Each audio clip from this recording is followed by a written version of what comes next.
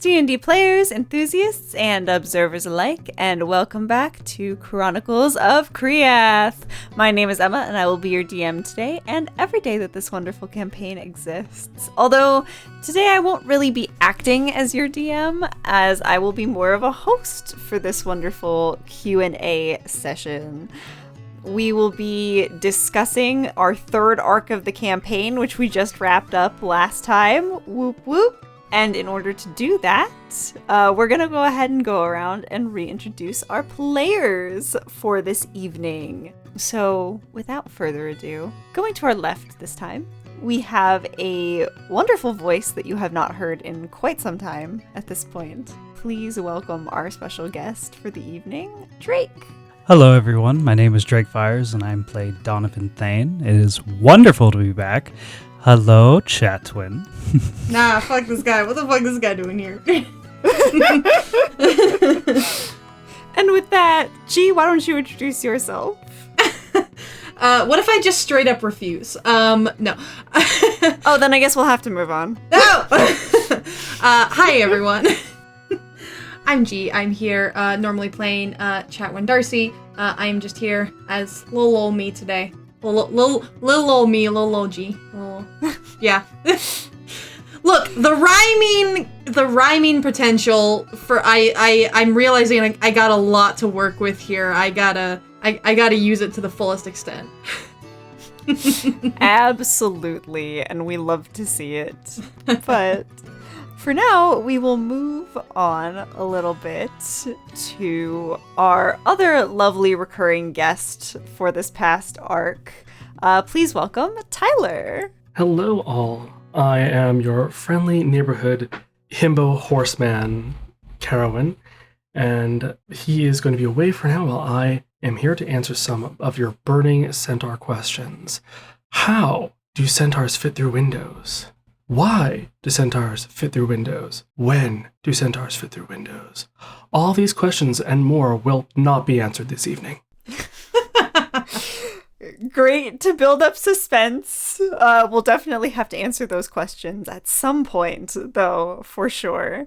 And moving on to one of our regulars here on Chronicles of Kreath, your favorite dad of the party and his player, Jeremy.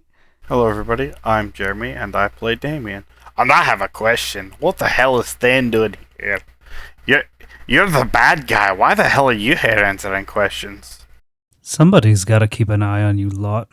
Oh, I'll keep an eye on you, alright? I'll cut your eye out and carry it with me. Yeah. Promises. Okay. And with that, last but certainly not least, we have Rosie. Hi, I'm Rosie. I usually play Aelon on Chronicles of Kreath. I'm not going to be him today. And I'm not going to go into oppressions, I hope, like the others. Fair enough. It's very rare that we get to not do our character voices. So we will embrace that a little more this evening as we get into our discussion. But to start it off, how are we all feeling about the end of this arc, guys? I am... Look, we're tired. I'm tired. I'm ready to kill this man and a bunch of other people. There's a lot happening, and I feel like we still have so much to do, you know? Oh, definitely. At least we're not dead. At least you're not dead. Better than we could say about the Strahd campaign we played for one day. Oh, gosh. Speak for yourself. Chatwin might have some things to say about that, but... Okay, at least we're not all completely dead. You know, Chatwin's not completely dead. She's, like, mostly dead. I'm not super alive, but I'm not super dead. That's a thing. It's complicated. It's complicated. Oh, yeah. Chatwin is a very complicated character to begin with. No clue what you're talking about. And Tipsy likes cold roast beef. What? I said Tipsy. Tipsy likes cold roast beef. Okay, thanks. Yeah, we didn't need that. It's a food preference. Gross. Not proper timing, Jeremy. Bad dad. Bad dad. Someone get a spray bottle. Rose, you're in the same room with him. You gotta get out the spray bottle. Hold on, I'm getting up. Hold on. I got it. She won't do that.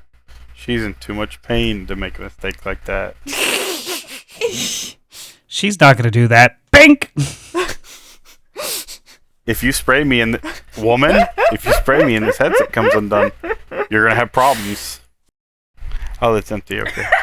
A riveting start we having right now. This is the ridiculousness. Well, we had the show proofer in the same room, so there it is. You're probably gonna hear my hyena laughter, maybe. I don't know. Depends on how I edit it. If you didn't get it, then good. Anyway, to kind of expand on that question, I know this was a crazy arc for everyone.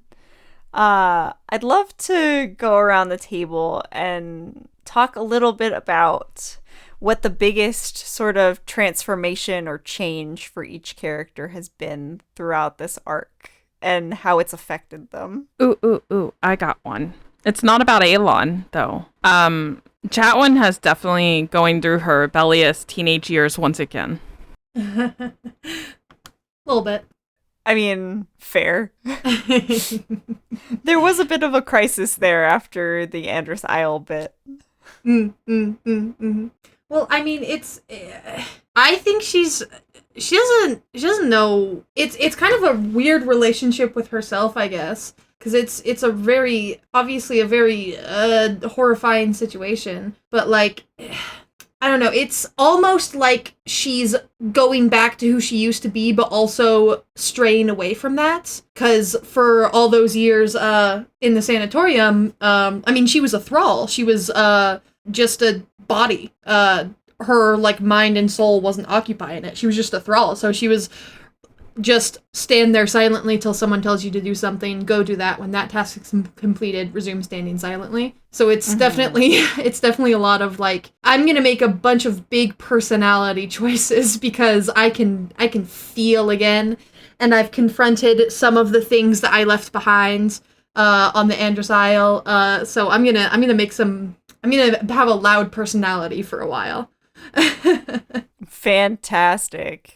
And we definitely love seeing that change in Chatwin. Yeah. As it has made for a lot more chaos. Yeah. I mean, she just wants to feel like a person again, you know? Mm-hmm. And however she's going about that. I mean, there is really no wrong way to go about that, especially with all of the traumatic stuff that Chatwin went through. Yeah. As we learned. Yeah. So, yeah, I mean, you're definitely right there. I mean, I feel like there's still, depending on how things go with Xanthophic, I feel like at the end of the line, however far away that is, whatever the relationship with Xanthophic is, could spell out really big changes for Chatwin, of course.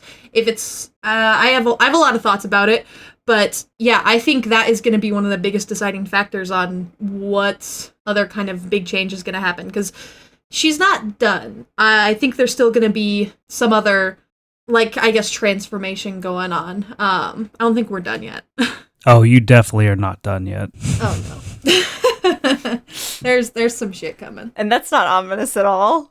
God damn it. Okay, who else wants to go? Damien, I'd say we had a pretty interesting shift with you sort of finding divinity. I would say that Damien has changed quite a bit, specifically in the fact that he's becoming more accustomed to magic in general, right? So he's getting more into using his magic, and he, with the help of like Thale through from the last arc, he has started very much diving into, hey, I have a god who talks to me. This is cool as hell, right? And part being pissed off that these people bring back or like somebody brought back his wife in the first arc. Then they kidnapped his like newly adopted son in the second arc. He wants to kill Thane. Okay. Thane, did you have words? Yeah, shithead, you got any words? I mean, fair. Like, fair. I'm going to rip your skull out of your face and piss in it for the rest of my life. I mean, everything, is a bargaining chip when you really get down to it. And when you think of things from that perspective, Rubos, you don't know where he is. I still want to use your skull as my personal toilet. And if your skull is still alive, even better, because then you can complain about it. Oh boy. If my character's fate ends up being a shaman head doll on Chatwin's hip that just never shuts up and gives her like little quips for the rest of the campaign, I'd be okay with that. I mean, I already got Jameson's fucking face on my belt. But that's not really anything that like talks. It's just kind of a nice thing for me to have. Look, you can go the whole revenge arcs that some characters have of like, oh, even if I kill you, it won't change what's happened, da da da da da. That's nice and all. But so is wearing their face on your person for the rest of time. That's very fair. And I'm just saying. Thane can just become Mimir from Norse mythology, just cut off his head and just, like you said. Yeah. What are you doing? I taught you how to do better statecraft than that. I mean, I have so many thoughts about Chatwin and just the nature of the conflict between the Thane family and everything. But that's for later. Oh, absolutely. Because especially since Thane's not dead, there is still a Thane to deal with. But yeah, I have so many thoughts. Mm-hmm. Alon, how would you say you've changed throughout this arc? It feels like Alon, I don't know. In my eyes, I feel like Alon's going through kind of two types of situations. One where he actually feels like the dad sometimes, and he's just, what have I gotten myself into? The other part is I'm a criminal. I should not go home. And that was really kind of like, when I sat and thought about it, pretty much after they go to that village and hide out for a month, that's where what he had to deal with was, I'm a criminal. Like, what if Kriath does hear about this? Are they going to let me back in? Is this going to be the one excuse my family does use basically to get rid of me? What does that look like? Because I know a lot about Kriath, but I'm not sure how much Alon knows. So, like, I don't know. Do they send assassins after each other over each other? Is that a thing? Because if so, then his family would not hesitate to like, oh yeah, we don't need dirt on our nice white robe. So, well, that'll be something that you'll definitely have to find out once we get closer to. I'm still not ready. Once we get closer to returning to Kriath. That'll be a trip. Oh, it absolutely will. And we also had a new cast member join us this arc in Carowin. So, Tyler, how do you feel that Carowin's kind of settled into this interesting group so far? Well, I feel like it's hard to say a little bit just because I feel like that's a question better left to the group itself to decide how well he's fitting in. I would say that Carowin himself feels like he's fitting in pretty well. He went on a journey with them. He's getting to know them, been palling around with Chatwin and her sass, and it's been going pretty well there. He was impressed that she drank him under the table so handily that time. So I would say, like, so far, Carowin, it feels like he's kind of is pretty accustomed-ish with the group. I mean, obviously there's some stuff that he doesn't know that Aliana didn't know either. So obviously, like, things that happened before, like when everyone else was kind of bonding and everything before they met her, he's completely like out of the loop of that. But he thinks he's starting to learn a little bit more about the group and what's going on, and a little bit more about their personal struggles and everything, and how that's kind of coming together with what he's kind of his position that he's come in to kind of take over for her and to help be a bit of a guide and an aid. So we'll see if there are more opportunities for him to kind of, well, I say that, but I feel like he's been showing his talents pretty well with, I've got to mention it, Horse Pretzel, or Pretzel Horse. We love our horse pretzel. Yes. And then his spider horse moment. Oh, yes. Which honestly, I couldn't have been happier that the dice kind of gave me what it gave me, because that was the highlight. I was like, let's do this, as he is a fae, and so he's unconventional, if nothing else, perhaps due to just things being so topsy-turvy in their own way in the fae realm. So I think he's having fun with it, because with his position, he doesn't stay long. He doesn't stay long. Usually it's get in, get what he needs to get, and get out. Mm-hmm. So this is definitely something that's new to him and exciting in its own way. So I think that perhaps even regardless of how well he's fitting in, he's using this opportunity to kind of soak up these new experiences outside of the Fae realm and actually get to kind of know more of this realm in the process. Absolutely. And speaking on Aliana, Rosie, how has Alon kind of been? We haven't checked in with him to see how he's kind of been coping with the fact that Aliana chose not to come back and instead sent Carowin in her place. That's such a loaded question. I don't want to answer. I think a small bit of Alon is like really in love with Aliana, honestly. Not like, we're gonna get married or anything, but like it's his first real friend. Mm-hmm. You know what I mean? It's his first real friend, and like he just fucking he lost her. And it was his fault. So he's basically going, is she gonna be mad at me? We're probably not friends after this. What do I do?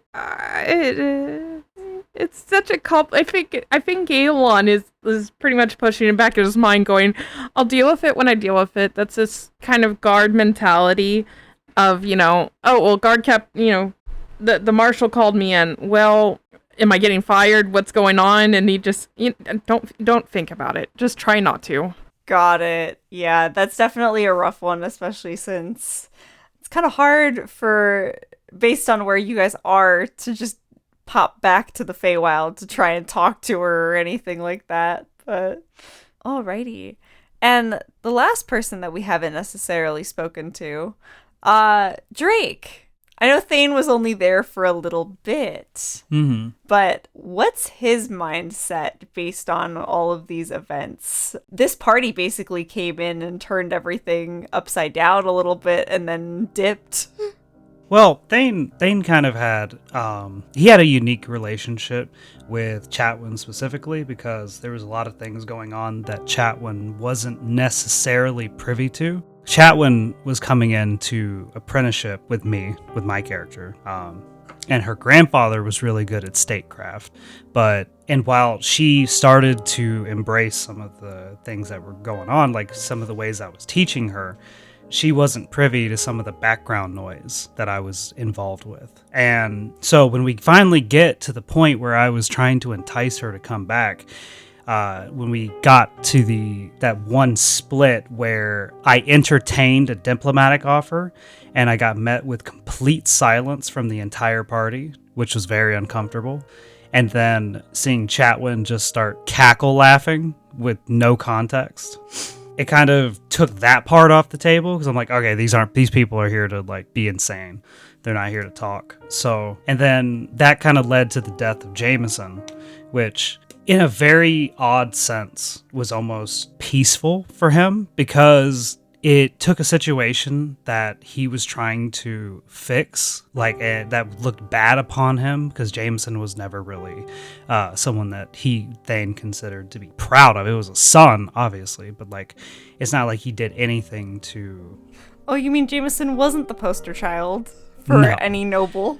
In fact, like Thane realized too late that he didn't raise Jameson correctly, and the things that he tried to guide him towards with the cruelty, like that's how Thane was molded, so that's how he molds other people. He realized that while Jameson picked up his cruelty, he did not pick up his mind and his taste for politics, and that led to a lot of problems. Mm-hmm. I think that's a really good way to put it. Yeah, because Donovan Thane was, this was in kind of inception for writing him in. I have to say, I love the direction of, that you're taking Donovan. It's great. But, like, I know in the inception, Donovan Thane, he was an extremely smart, cruel, like, politically aligned person, like, very charismatic, very manipulative, like, he's an evil bastard, of course, yeah, absolutely, but he's really, really good at being evil without people noticing. Mm-hmm. And Jameson was just, like, that's a really good way that you put it. He inherited all the cruelty without any of, like, the smarts or charisma or anything to back it up. He was just a horrible, horrible, cruel young man. And Chatwin wasn't the first of, like, the apprentices or, like the house servants or anything that he tormented. She just happens to be the one he set his sights on for that time, and unfortunately, his fuck-ups fucked Chatwin up. Oh, absolutely. I was gonna say, like, he's actually really a pretty, like, how do you say, like, one of those good infamous villains and stuff that you see. Because when you think about it, like, you know, every Batman has its Joker and stuff. In this, he feels more like the BBEG of the entire campaign at this point, especially since he's still alive. Yeah. And it's gonna be really, it's gotta be epic when we fight him, finally. Oh, yeah. Well, when Emma presented the character to me, she said, I want you to make a character, number one, that can stand on its own. It is a highly functional character because I want the character to have depth. I want the character to have meaning. I want the character to invoke emotion and invoke our role play and to create choices and create dynamics and steel sharpening steel situation. And I want you to create a character that is smart, that is sly, that is underhanded, that is a mage because he is from a township and a place where the political power of the region is built upon being a mage. And basically create a character that spent his entire life pretending that he is good while simultaneously being rotten to the core. Just pure evil portrayed as a good aligned paladin as character to the people so that he can remain in power. And so that's kind of the direction I took with it. Oh yeah, absolutely. And I think it's great. I love the character a lot. As a villain, of course, I think he's a fantastic character, and I love to hate him. It's great. I do. I despise this guy, but I'm like, I mean, I kind of provided like the building materials for it, so like this is no one's fault but my own. Oh, you absolutely did. And I was going to ask because, you had no idea that I was bringing in a guest to play Donovan. And I remember you mentioning at one point that you thought he was just going to be some guy. He wasn't going to be that powerful. So I'm intrigued to see, like, what the key difference is between what you had in your head versus how Donovan appeared in the campaign are. Mm-hmm. Well, so originally writing the whole, because I think there's definitely two parts to like Chatwin's downfall into sort of the multi-minded undead creature she is now. And it was, the first part was the extreme manipulation by the Thanes, and the second part was the like physical torments in the sanatorium. And I love that first part because it was so instrumental to just ruining Chatwin, because it was very much the situation of Chatwin was barely an adult going into the world with bright eyes and like fresh ideas and just so fascinated with, she wanted to be like a court wizard. She wanted to get involved with politics and she wanted to research the arcane. And that's what she grew up with. She's not the only magically inclined individual in her family, but she was the only like sorcerer. And that was like her life's goal. And it was a very pure, and it was a very hopeful, optimistic, like life was going so well, and she was so excited to see how much better it could get. Because in her mind, when she went to apprentice with the Thanes, it was, this is it. This is the first step towards something amazing. And she was just unfortunately another person that just got preyed upon by someone who saw that she didn't know much about this world and was like, oh, I'll use her as another stepping stone towards something bad that I want. And I can get away with it, because what can she do? Because she was this young, naive, young woman who put her trust in someone that didn't deserve it. And it's a very horrible downfall, but it's one that I'm so obsessed with, just because the whole nature of it. And I do really like the direction Donovan took of him being someone really formidable and powerful. Because that's, even if he was just like a guy, like I always imagined him just being some evil, scheming politician and was really powerful in like a politics sense, but that was it. But I feel like him being like a powerful, arcane individual, whatever class he's more aligned to, I feel like that also really works, because that is, no matter what level of power he would have, that's how Chatwin sees him. She would never, ever admit it, of course, but that it's one of the scariest things in the world to her is Donovan Thane. She's so terrified of him, because he instilled such deep paranoia and fear in her over the course of years before finally introducing her to the worst years of her life. She fears no one more. And yeah, again, even if he was just some guy, she would see him as this hulking, all-powerful, horrifying villain, because that's what he is. Just to add on to that, when you think about it, how many others has he tried or done so to? Mm-hmm. Like you. Yeah, the sanatorium is his domain, yeah. Yeah, I might have started shit just popping ideas. Like, I just got a whole bunch of ideas. It's like, oh my god, we could meet another Chatwin who's got another being inside of them, and that's very terrifying. We definitely don't need 2 Xanthovex unleashed along the world. It might not be a Xanthivek. I mean, it might be like, something kind of like Rubo, a little bit like flirty in the head and shit. And you just got someone flirting all the time. Every time you say something, they flirt. And you're just like, shut up. After a minute, and they're like, you talking to yourself? Nope. Yeah. You're so right, though, because she absolutely wasn't. The sanatorium is his, like, property. That's his, he owns it. And it's, like, under the guise of, oh, this is my building of healing and rehabilitation and everything. It's absolutely not, of course. But, yeah, that's where a lot of people that he would deem unworthy, or people that he would deem enemies in some way, or people that he simply thought were curiosities that he wanted to push the boundaries with, which is, I would say, what Chatwin falls into the realm of. They get sent there to fuel his little experiments that he's pursuing. So yeah, she's absolutely not the only one. And yes, she has definitely seen many people just like her while she was there. Not since she left. Don't know if that'll happen. Kind of don't want it to. Kind of afraid of it now.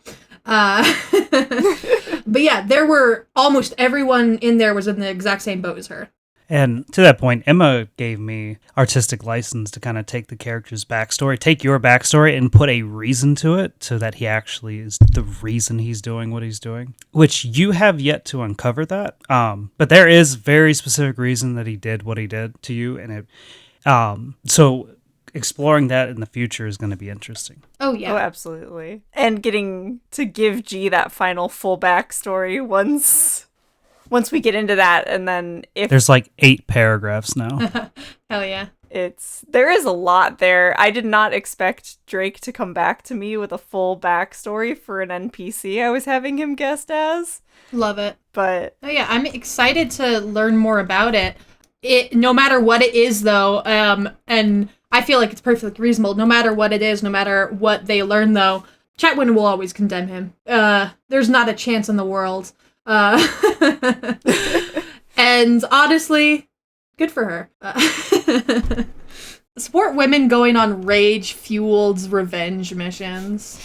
Not everyone needs to be forgiven. Yeah, no. We're gonna Put the get her his ass. back in manslaughter. Hell yeah. Absolutely. There's something so LGBT about Chatwin and her revenge mission. I can't phrase it. I don't know how to put it, but...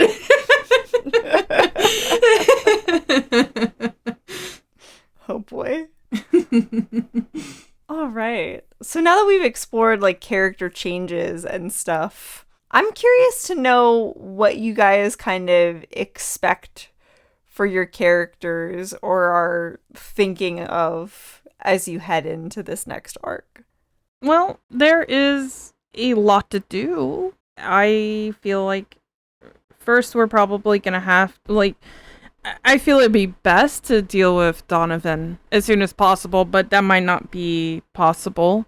Then we have Jeremy's home, and then I imagine I'm going to get a letter saying I need to come home very soon, so that's not great. So there's a lot that's gonna happen. Mm-hmm. Oh, definitely.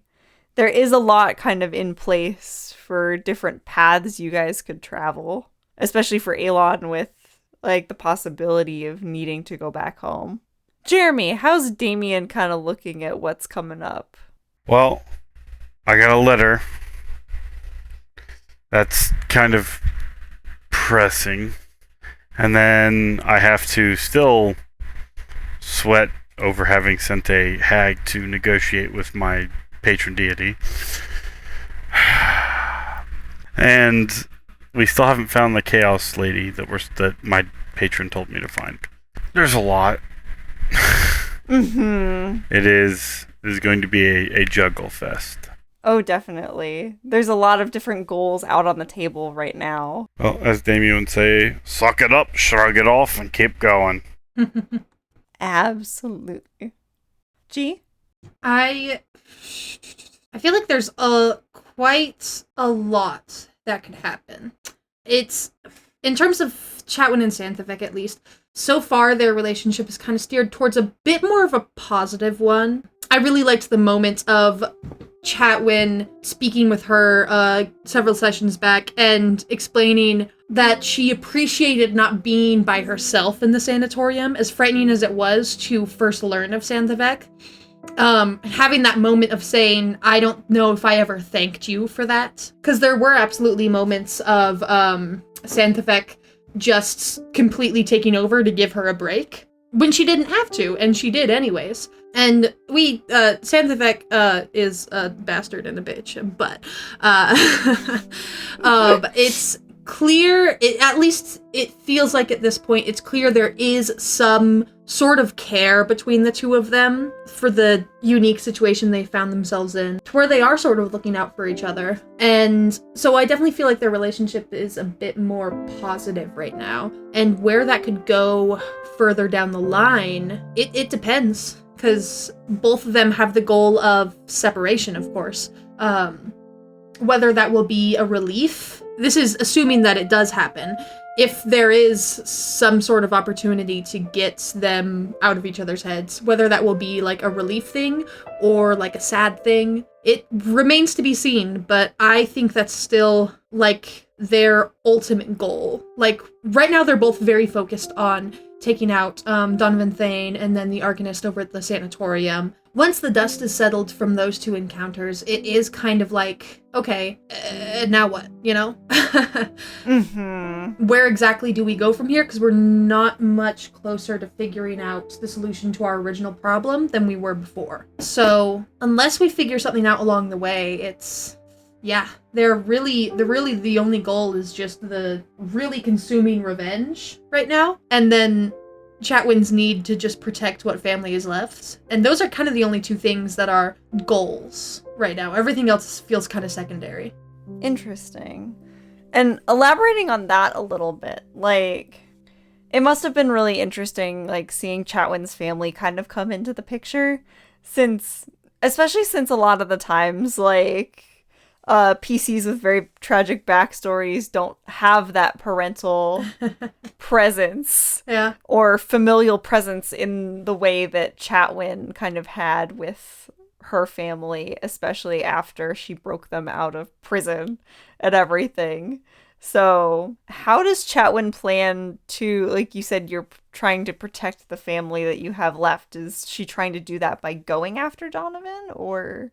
I think that's part of the ways she's justifying going after Donovan.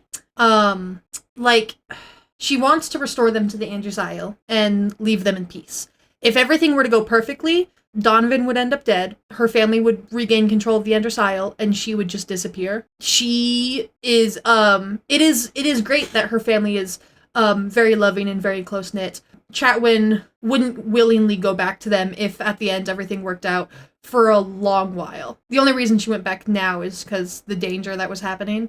Mm-hmm. But yeah, I definitely think going after Donovan is probably the main way in her head she's protecting. She doesn't know what else to do. Absolutely. And that is definitely an interesting observation, because it's almost like, what else can Chatwin do at that point if Donovan is the main threat? But Carowin, I know you're a bit newer to the group and got swept up in all of the shenanigans, but what does Carowin kind of have his sights set on moving into this next arc? So that is a fantastic question, because he really just kind of came in like a whirlwind in a way, and has been swept up in a lot of shenanigans so far. I mean, met the group, immediately pretty much going into a plague-infested town, nearly dies in the desert, meets a hag, loses 10 years of memories. Casually just loses 10 years of memories. Because, and I don't think I've ever mentioned, I forget exactly how old I made him, but he's like over 100 years old, so he's like, compared to everyone else, except for maybe Xanthivek, old. And fun fact, he is younger than Aliana, actually. So Aliana is older than he is. So, with that being said, this is kind of like, in part, this is kind of a blip on the radar for him because of his lifespan and how old he can get.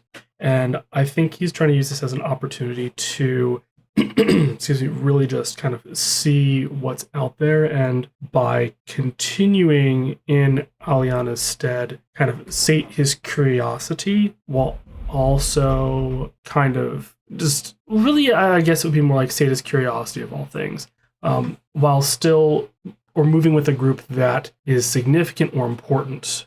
They did save the Fey Realm and everything like that, and Elon is a friend, though he thinks was at this point a friend of Aliana. So with that being said, getting to know this person on his own terms and personally, rather than just say through stories and things like that, considering how Aliana is a good friend of Carowin as well.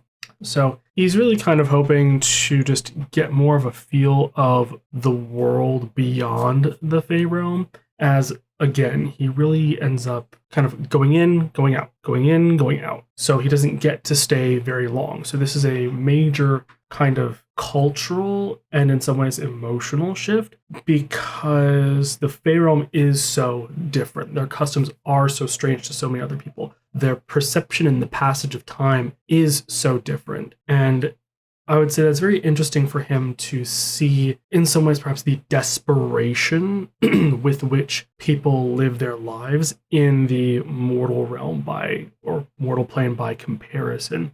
Not saying that the Fae don't care about their own lives and, life in general. They're very attuned to life in a lot of ways. It's just that the passage of time and the value and the way they solve their problems or address it is a bit different. And so I think that by staying out in this space, he gets a very different perspective on those who are less long-lived, their perspective of both time and the value of, or importance or significance of, the time that they spend doing these things. Because Fae live for so long, it's like, okay, well, it's like, oh, I don't get to see you for like 50 years. No big! It is what it is. But then if that were to happen in the mortal plane, it's you've lost basically most of your life, or they could be dead for all you know, depending on how old they were. So it's like, what seems like a blink of an eye to the Fae is, in most cases, a lifetime or most of a lifetime for somebody else. So I think that, to circle back, I think that he expects to kind of deal with some of the problems of the party, because he was appraised of just like, hey, stuff's going down and we're doing this thing, so we gotta keep it going here. Part being that, and also on his own kind of own personal level, just being able to kind of soak up this experience and reflect on it, kind of like almost like an exchange program. I would say is kind of maybe the best way I could word it. It's not permanent. It's not forever. Yet, part of the goal of an exchange program is to learn more about where you're going, embrace some of that culture, and have an experience that is different from your own, thus becoming a more, say, worldly person, and a person who is more, I would say in some ways, self-aware too. So I think that he's hoping that through this experience, he aims to grow in a different way using this opportunity that probably not many, if any, of his peers have really had. So, surprisingly deep for our, kind of our himbo centaur, but he has big brain. He thinks big thoughts. We love all of Carowin's big brain moments, and especially seeing, like, that's an interesting way to compare it, because I never thought to think of Carowin's appearance there as kind of like an exchange program, but you're honestly right, because Aliana basically was like, okay, I'm tagging out of this, I'm sending you in because I know you'll take care of them, and they'll befriend you pretty easily since we're friends, but that's not necessarily how it worked out at all. Right. Bar fights unite people a lot. I guess so, because everyone was super suspicious of Carowin right at the beginning. Yes, I think rightfully so. We had no choice, really. That's true too, yeah. Fair enough. But I'd say he's pretty affable. He's pretty nice, pretty fun. He's a pretty flexible person, both literally and metaphorically. Oh, definitely. So yeah, that's where I am with that. Yeah. And with that, since we've been chatting for a bit here, I know that some people had some questions to pose to the group or for me. So I'm going to open it up to everyone else to ask questions at this point. Who's first, or I'm going first? No? Okay, fine. Well, Tyler, is Carowin like a spy or something? Like, what does he do? Like, what is his profession? Oh, that's a great question. Okay, sure. So, and see, this is the bad part, is like, I forgot my actual notebook for this, but I still remember like most of his backstory and everything. So he is like a ranger for kind of like a rescue ranger for the Fae. So he works in either solo or part of small squads. So the Fae will travel to the different planes and like get things, especially like those who work in his court, which I believe is the summer court, right? With all the flowers and everything. Did I remember that right? Spring court. Okay. Darn it. I said the other S. So the spring court, where they do a lot of work with like the flowers. So they collect flowers from all the different realms in their very elaborate displays and in their garden and everything, in their botanical gardens. And not all of the realms are so hospitable, let's say. So those who operate like in the same capacity he does will basically go to where they are and conduct kind of rescue operations to get back anybody who's in any Fae who are in danger, distress calls, and then take them back to the Fae realm or defend them from danger so they can finish their job, and then GTFO. So there are some of the few Fae who have kind of permission from the courts to exit the realm and kind of traverse somewhat freely, as you know. And we try to do it stealthily because for the, kind of, we might say embargo on going across realms, it's kind of a no-no. And, the less other people know, the better for everybody. Just saying. So yeah, so his job is basically rescue missions to extractions. There we go, extractions.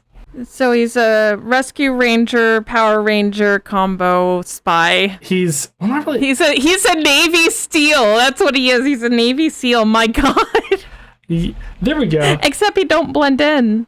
I would say he's not very. I wouldn't say he's very much of a spy. I don't think he fits in well enough to really be much of a spy sort. Though he has amazing amazing stealth and dexterity skills, spider horse, and horse wrestling. Can I ask you a question? Are you afraid? Sure, go ahead. So you said that it's like really bad to tell people about the Fair Realm and stuff like that. Carowin's told like 3 people, other than the party. That is a fair point. That is a fair point. He hasn't been in these other places that long, and also, judging from how people kind of treated him when he got there, he kind of feels that most people are probably treating him like a fever dream or like, oh, whatever. So Yep. he, like, and considering how like even Elon's like, you know what, Horseman. Okay, you know what, whatever. Like, most people have kind of just thrown their hands up at Carowin and just like, you know what? Sure, Jan, sure. So he sticks to the premise of hiding in plain sight, which means he's either really good at what he does, or he's an absolute amateur.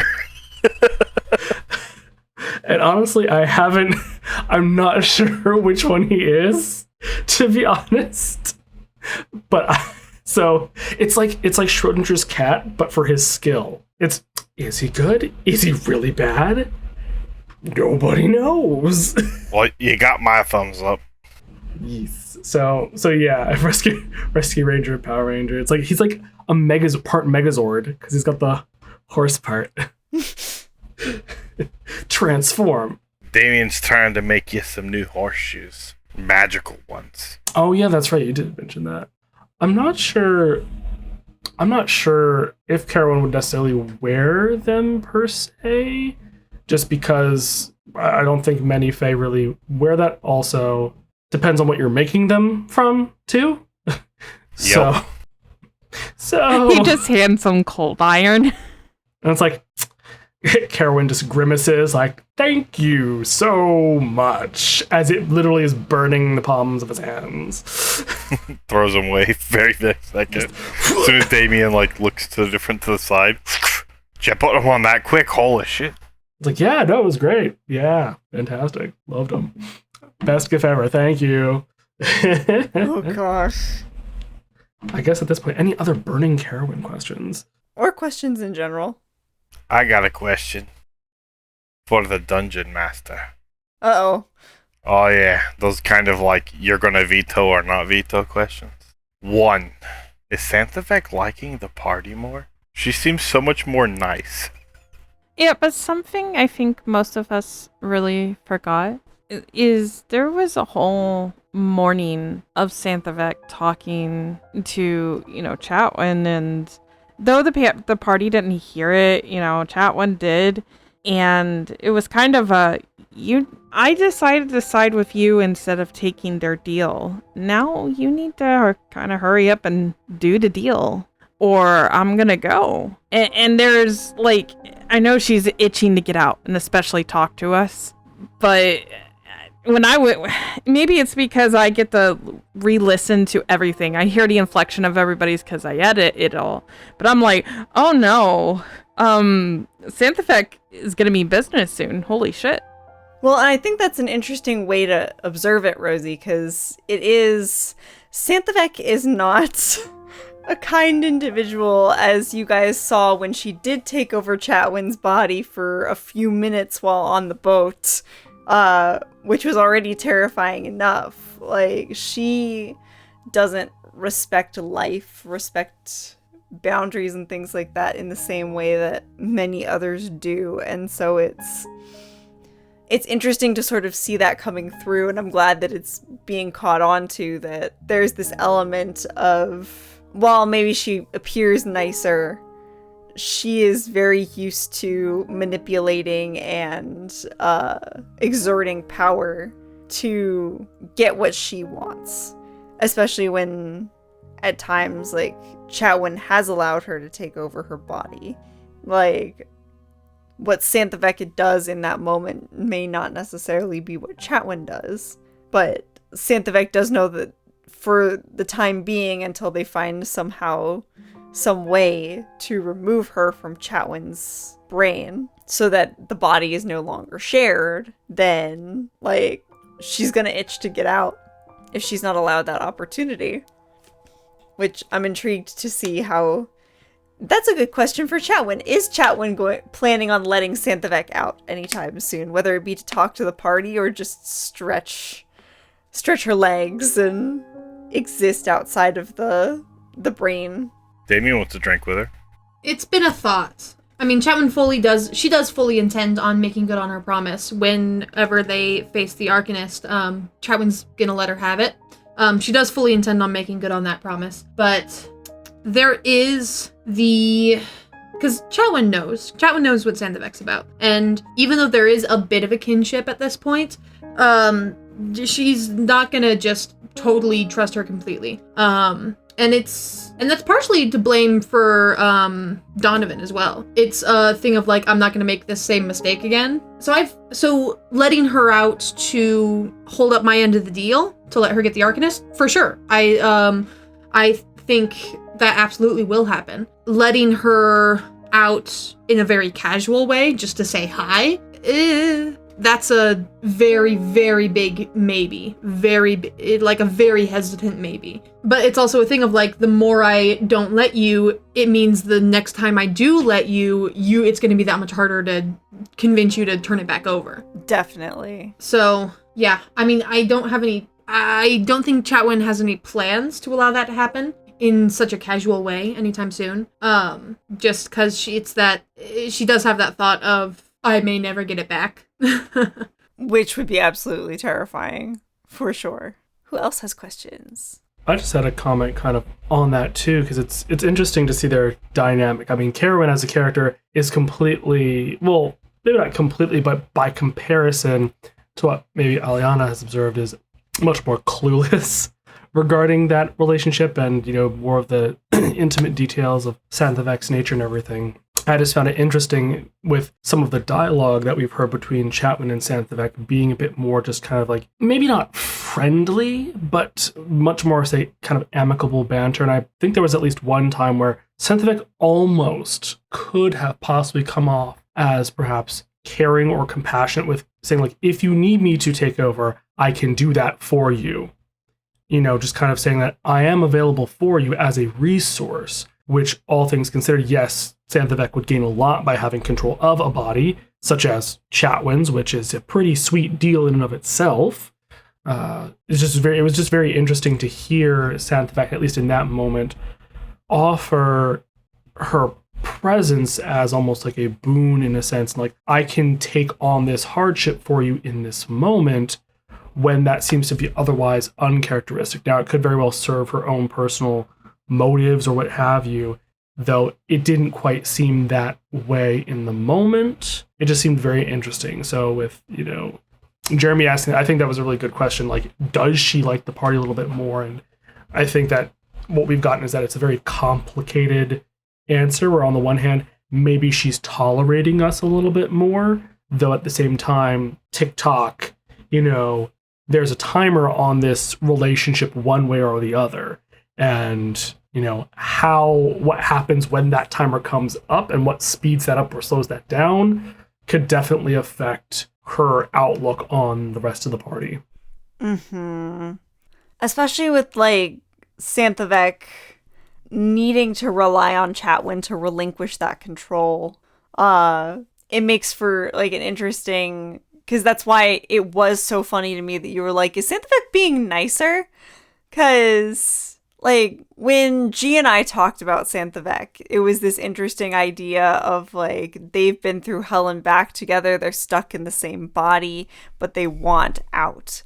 And Santhavek never had any success simply just asking normally. So it kind of shows that in those moments where Santhavek is sitting around in the back of Chatwin's mind, sort of brainstorming, there are thoughts going through her head, especially about how to finally get you to let her out. The question becomes, how does it work and with whom? Mm-hmm.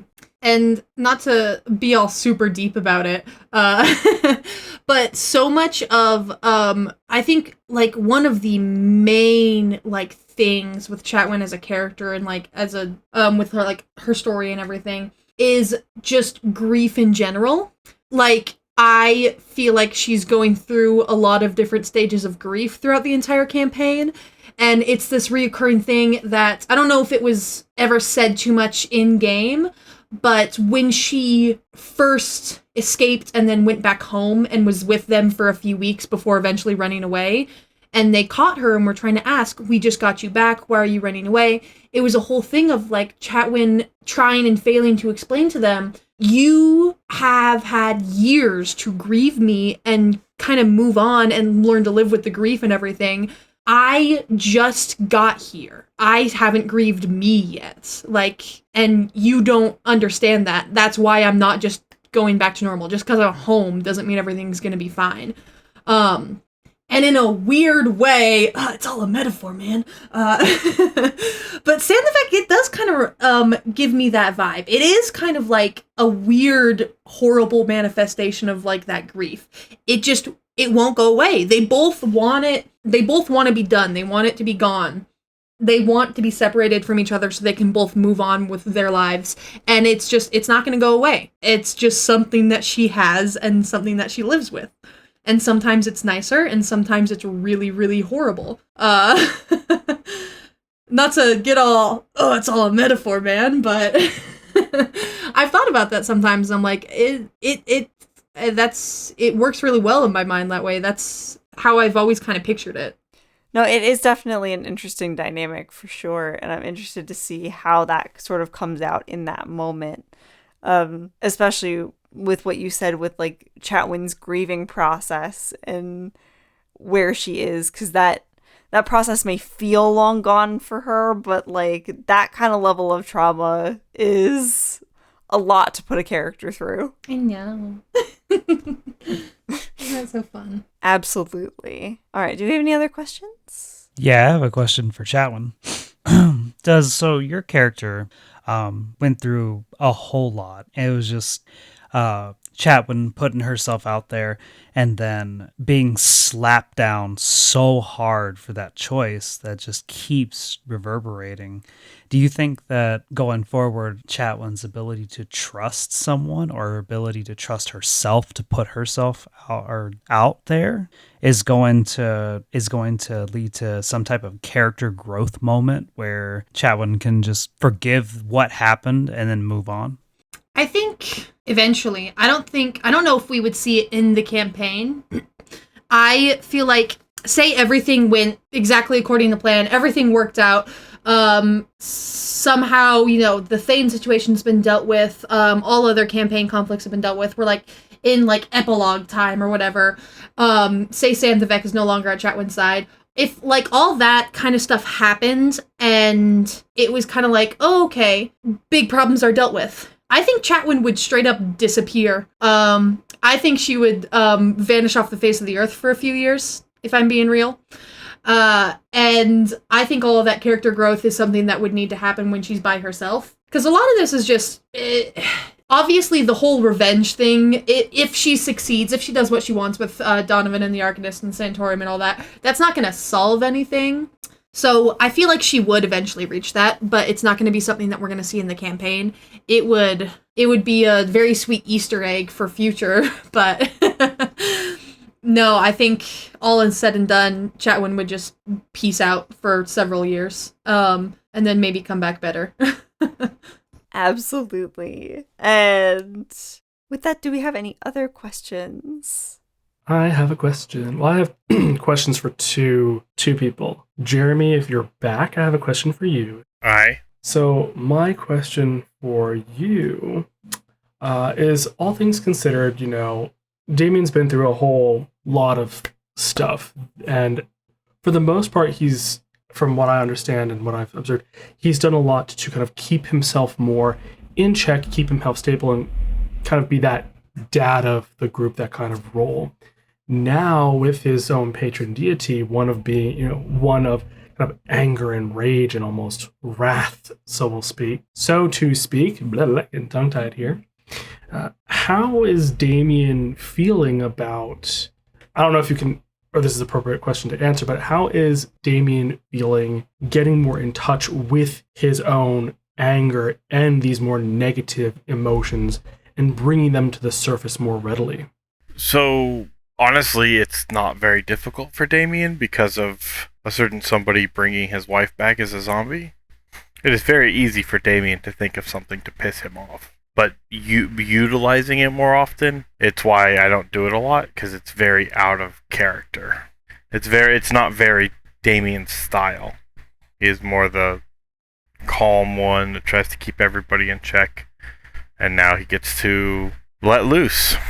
Okay. Are there any side effects kind of to it? Because if it is very out of character and very different, anger being kind of what it is and drawing on such a traumatic memory of his wife being zombified and brought back, are there any kind of side effects that make it so it's also difficult to utilize, or it's more so just because it's out of character? I have started making him a bit more distant from the party, talking less, because it's hard for him to try and maintain an angry state, right? So that's one of the reasons that I've tried to pull him back a bit, make him less social, because it does weigh on the mind to sit there and just get angry all the time. Okay, gotcha. Thank you. And I think with that is a pretty solid spot for us to end our Q&A. Thank you all so much for listening. If you enjoyed, please be sure to follow us for more as we move into the 4th arc of our campaign here soon, everybody. If you want to see more of us, such as our social media, our Discord, and other podcasts that we're creating under our podcast network, Tabletop Tailspinners, be sure to go find the link in the description to our link tree, which has everything you could possibly want for more of us. Thank you all again so much for listening. We're glad you joined us for this craziness.